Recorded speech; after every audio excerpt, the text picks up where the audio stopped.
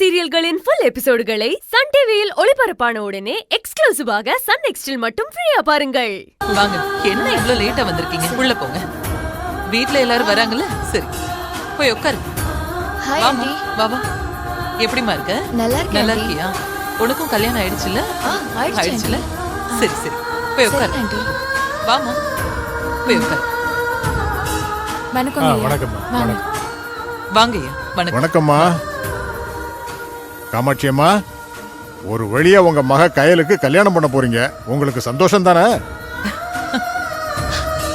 ஆமாங்க ஐயா. இதை விட என் வாழ்க்கையில எனக்கு வேற என்ன சந்தோஷம் இருக்க போகுது? ஜெயிச்சிட்டம்மா, பெருசா ஜெயிச்சிட்டம்மா. இதுல ஜெயிக்கிறதுல என்ன இருக்கு? அவங்க பெத்த பொண்ணுக்கு கல்யாணம் பண்ணி வைக்கிறாங்க. உலகத்துல யாரும் பண்ணாதது அவங்க பண்ணிட்டாங்க. இத யாரும் பண்ணாத மாதிரி இல்ல சொல்றாங்க. பொம்பளை பிள்ளையெல்லாம் பெத்துட்டா அத வளர்த்து ஆளாக்கி அதுக்கு நல்லது கெட்டதெல்லாம் பார்த்து கல்யாண வயசு வந்ததும் ஒரு நல்ல பையனா பார்த்து கல்யாணம் பண்ணி வைக்கிறது உலக வழக்கம் தானே.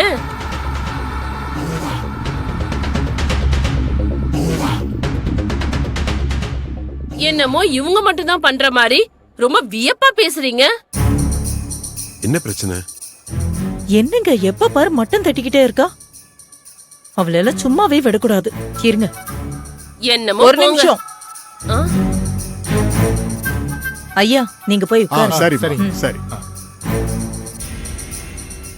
உன் வாய் சரியில்லைன்னு பொண்ணு இருக்கிற ஃபங்க்ஷன்லயே எனக்கு தெரியும். ஆனா அதுக்குன்னு இப்படி எல்லாம் என் அண்ணிய பேசுவியா? நான் என்ன தப்பா சொல்லிட்டேன்?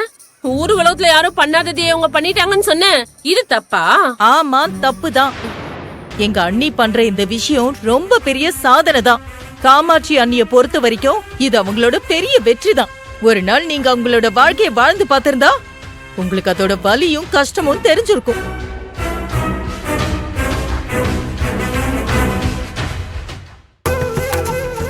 வெளியில இருந்து பார்க்க எல்லாமே சாதாரணமா தான் தெரியும். ஆனா காமாட்சியா இருக்கிறது அவ்வளவு சுலபம் இல்ல.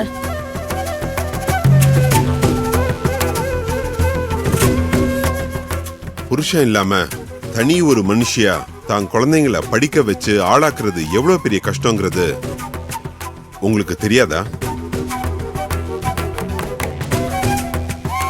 புருஷனை இழந்து நிக்கிற ஊர் பொம்பளைங்க கிட்ட போய் கேட்டு பாருங்க.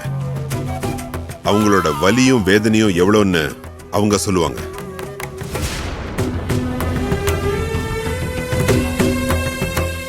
சகலமும் இருந்தே சிலர் ஒண்ணுத்துக்கும் உதவாம மத்தவங்கள குறை சொல்லிக்கிட்டே திரியுறாங்க.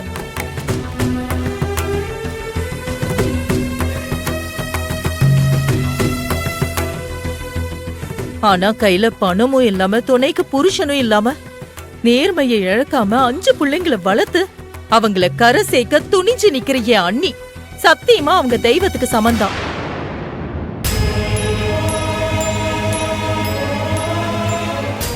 இதெல்லாம் தாண்டி உங்கள மாதிரி ஆளுங்க நாக்குல நரம்பு இல்லாம பேசுறது கேட்டு கூட பூமா தேவி மாதிரி பொறுமையா இருக்காங்களே, இவங்களுக்கு கோவில் கட்டியே கும்பிடலாம்.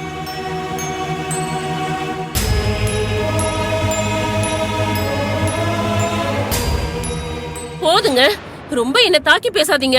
அப்புறம் எனக்கும் பேச தெரியும். தாராளமா பேசுங்கம்மா, யார் வேணாம்னா? நான் பேசினா நீங்க யாரும் தாங்க மாட்டீங்க. அதான் நீங்க பேசுங்கன்னு சொல்லிட்டேன். அட விடுங்க சார், இவங்களுக்கு எல்லாம் நாம தான் உலகத்துல ரொம்ப கரெக்டா இருக்கோங்கிற நினைப்பு.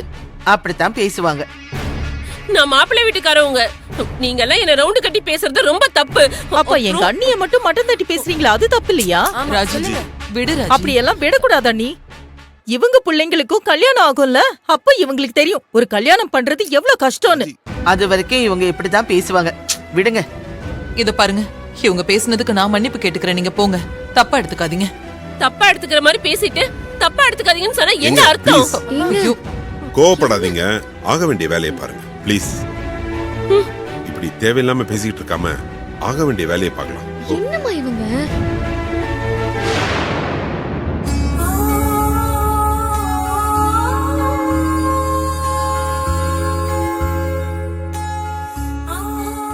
என்ன நீ அப்படி பாக்குறீங்க? நான் கடந்து வந்த பாதை உனக்கு புரிஞ்சிருக்கே ராஜி. நானும் சாதாரண பொண்ணு தானே. காசு வந்துட்டா மட்டும் கஷ்டம்னா தெரியாதா?